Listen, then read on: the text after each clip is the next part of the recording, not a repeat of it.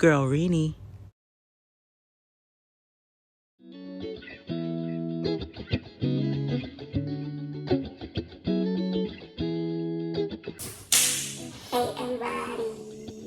everybody, welcome. It's been a while. Hey everybody, what's going on? Guess what? I'm back. I know it's been a while. I mean, between transitioning into new spaces, health, new job. All right. Let's just get right into it. So today I'm going to be doing a Mother's Day setup, as Mother's Day is next week. At least it will be once I post this video.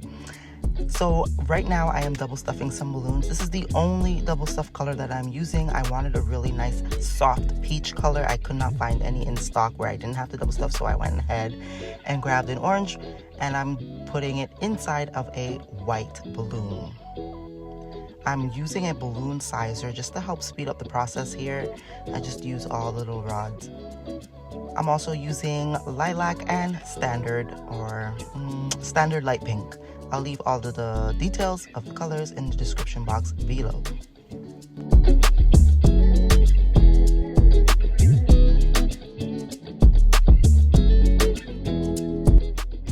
So nice, so soft, so nice. I'm gonna go ahead and tie the inner balloon.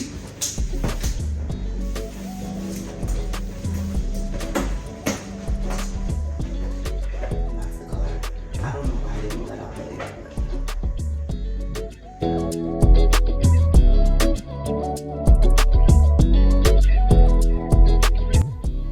Okay, so I'm just going to continue inflating these balloons, and I'm showing you here that I'm tying the two necks together, the orange ones, the ones that are inside. I'm not tying the outer balloon. Tie the inner balloon, just do it.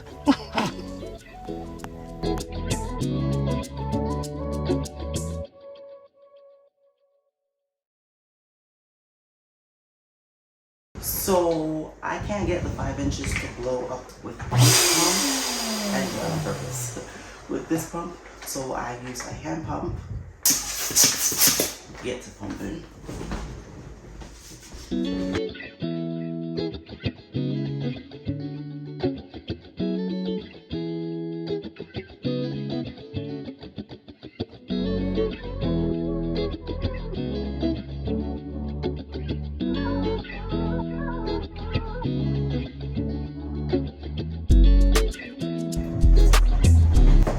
Even with the 5 inches, I'm still only tying the inner balloon. Once all my balloons are inflated, I'm gonna go ahead and create my clusters. So I grab 2 dupes, that's 2 balloons tied together, and I'm just going to twist them together so that they're not gonna fall apart. Grab another 2 and twist them together. You don't have to put 2 quads together to make a cluster. You can easily just add dupes until you get your desired size.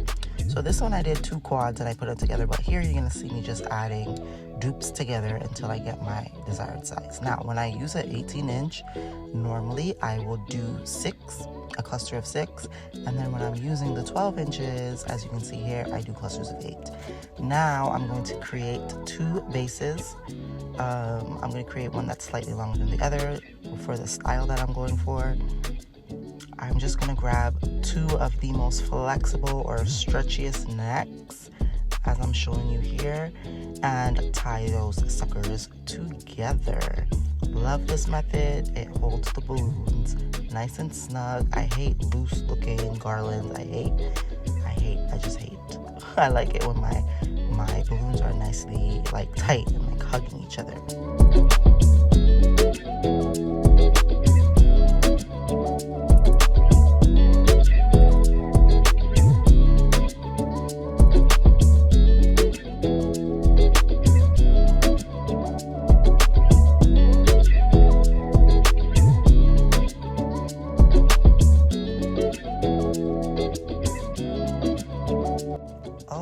Time to head outside, as I will be doing this setup outside. So I've grabbed my foam board here. This is it's a 4x8, but I cut it down, so it's like a 7x4 foam board now, and I cut it in half for easy transport. I'm using a poster stand. You might have seen this in another video, but just in case you haven't, this is a poster stand that I purchased off of Amazon. I'll also leave it in the description box below. And I used duct tape to attach the foam board to the stand. And of course, you want to use like some good quality duct tape, duct tape that you know is not going to give up on you, and keep this board nice and together. I still have some old wallpaper on the back of this board. I don't know why I don't take it off. I don't know why. But anyways, I am going to continue taping this, and I'm going to throw a backdrop cover over it so you're not going to see any of this mess. This backdrop cover I've also purchased off of Amazon. I will leave it in the description box as well. And these come in a variety of different colors, so options are almost endless.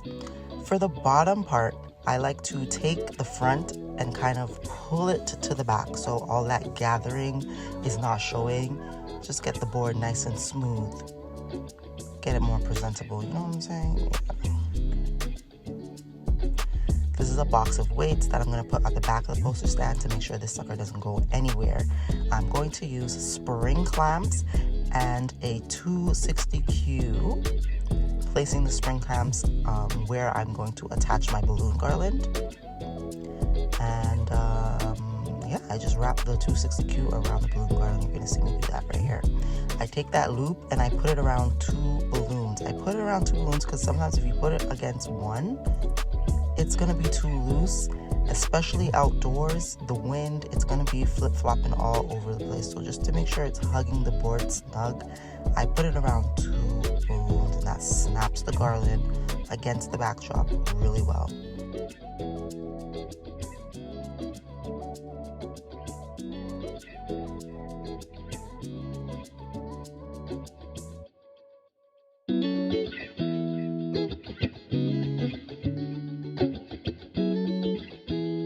Okay, so now that the base is on the garland, it's time for, I think this is my favorite part, just starting to create the whole entire garland, shaping it out, and like creating the masterpiece. So I'm adding clusters by clusters. I do pay attention, making sure that I'm not putting like too many of the same colors in one spot. I don't use like any patterns. I just randomly place whatever color looks good wherever. Here, because I wanted to end the garland at the top here with like a slight like point to look a little more smaller, I just took out some of the balloons to make that cluster a little bit smaller, just to help shape it out a little more nicely.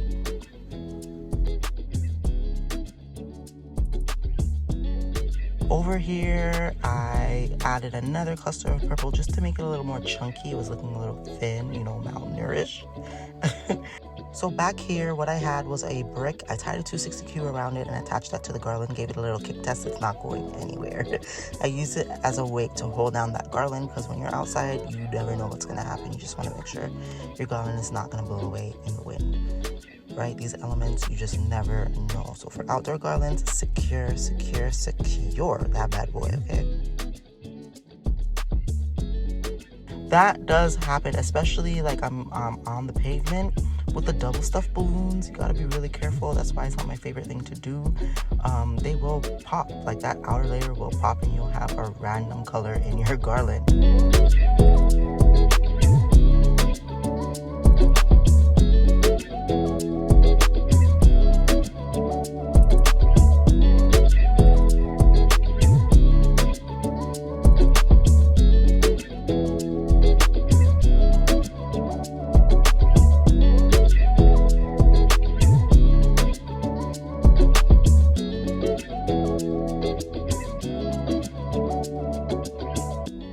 Now it's time for the vinyl decal. So I'm going to cut out the design. I do use a Cricut to do my vinyl decals. So right now I'm just prepping the vinyl, and I'm going to load it into the machine, get that design cut out.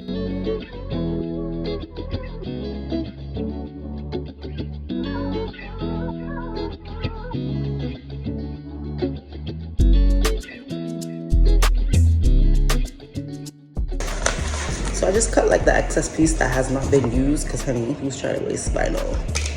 I got my weeding tools and let's get started. I'm gonna peel like the big piece first. Let me tell you, I can't even see it.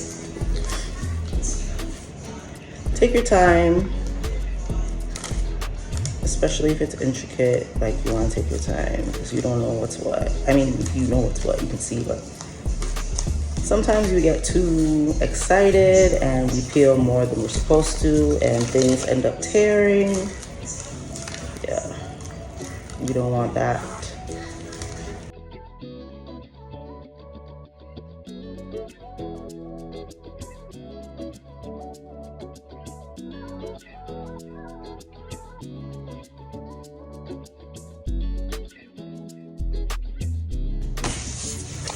It's super cute. I didn't make this. I got it off of, it was like a ready-made design on Cricut. Super cute, super perfect. And I had some leftover pink vinyl from another project, so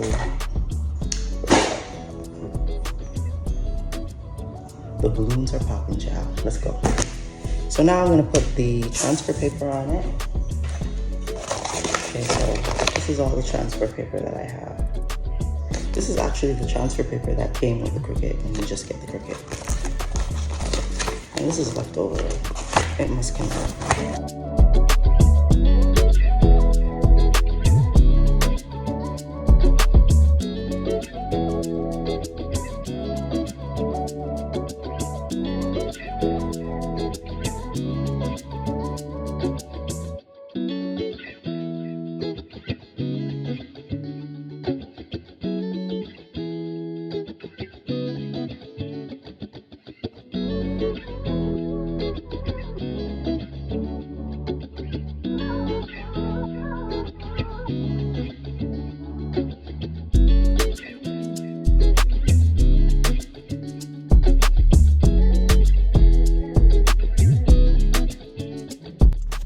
Remember I was telling you about those double stuffed balloons and when they pop and how you have that random color sticking out? So as you can see, I have that orange sticking out. I do go ahead and pop that and just add a different, add another balloon. So here is my vinyl decal. Let me tell you something. I took it off, right? Because it is difficult to put it on material, 1, and 2, it wasn't straight. So I peeled it off to reapply it.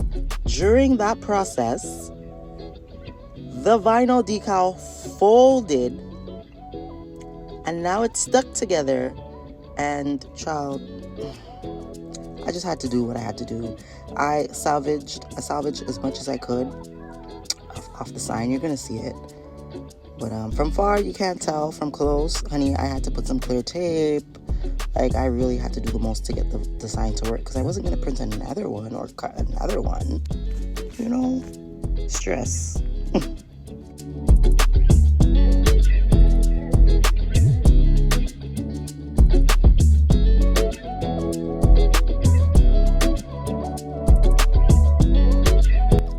So we got through that, and now I am applying the vinyl. Oh my god, no, I'm not applying vinyl. What am I talking about? I'm applying the 5-inch fillers. Now I had 5-inch pinks and I had the 5-inch double stuffed peach, but I didn't have any 5-inch purple, so I went and made smaller clusters using 12-inch balloons. I did not show it in the video, but if you watch some of my other videos, you will see it, or if you just search, you will find it. But I did not record that process for this video. Let me tell you something. This balloon garland, because I was outside and I kept taking breaks, so it literally took me a few hours to build this garland, when in actuality it should not have taken that long. But because I kept taking breaks, wind is blowing, balloons are popping, like, child. It still came out nice. Overall shape was still standing.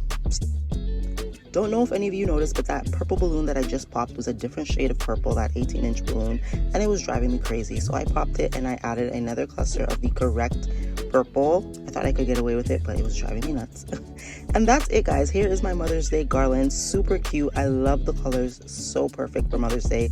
Only thing I wish I added were florals. I think that would have really set it off. But yeah, that's it. Don't forget to subscribe.